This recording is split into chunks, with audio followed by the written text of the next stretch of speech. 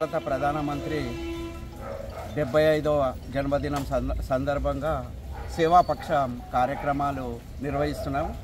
ఈ సేవాపక్షం కార్యక్రమంలో శివంపేట మండలం ప్రాథమిక ఆరోగ్య కేంద్రంలో హెల్త్ క్యాంపు పెద్ద ఎత్తున నిర్వహిస్తున్నారు.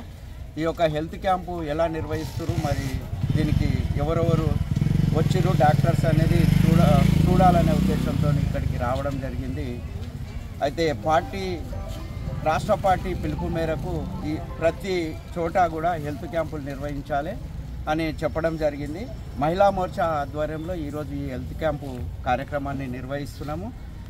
మండలాధ్యక్షుడు రవి, అదేవిధంగా సేంపేట మండల బీజేపీ నాయకులు అందరూ కూడా ఇక్కడికి రావడం జరిగింది. ఈ యొక్క హెల్త్ క్యాంపులో చెకప్ కోసం అని చెప్పి చాలామంది కూడా ఆరోగ్యం కోసం రావడం జరిగింది.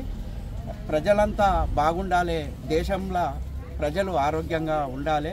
నా బర్త్డే సందర్భంగా దేశం మొత్తం కూడా హెల్త్ క్యాంపులు మరియు ఫ్రీ మెడిసిన్స్ మరి నరేంద్ర మోడీ గారు ఇవ్వడం జరుగుతుంది. ఇట్లా చూసుకున్నట్టయితే దేశంలో నరేంద్ర మోడీ గారు ప్రతి మారుమూల ప్రాంతంలో కూడా హెల్త్ క్యాంపులు నిర్వహించి ప్రజలకు సేవ చేయడమే మన కర్తవ్యంగా భావించి ఈ యొక్క సేవా పక్షంలో రెండో రోజు ఈ కార్యక్రమాన్ని నిర్వహిస్తున్నాము.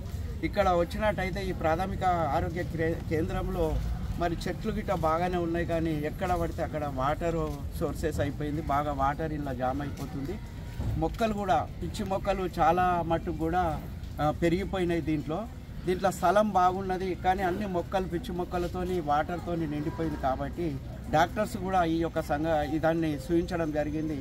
ఎంబడే ఇక్కడ కొద్దిగా మొరం కొట్టేసి చెట్ల మొక్కలన్నీ సాఫ్ చేస్తే మరి ఈ యొక్క రోగులు ఎవరైతే ఉన్నారో కొంతమంది ఇక్కడ సేద తీరటానికి చాలా బాగుంటుందని చెప్పడం జరిగింది. మరి నరేంద్ర మోడీ గారు స్వచ్ఛ భారత్ కార్యక్రమం కూడా ఈరోజు ఉదయాన నిర్వహించడం, దేశమంతటా కూడా స్వచ్ఛ భారత్ కార్యక్రమాలు ఈ యొక్క హెల్త్ క్యాంపులు నిర్వహిస్తున్నారు.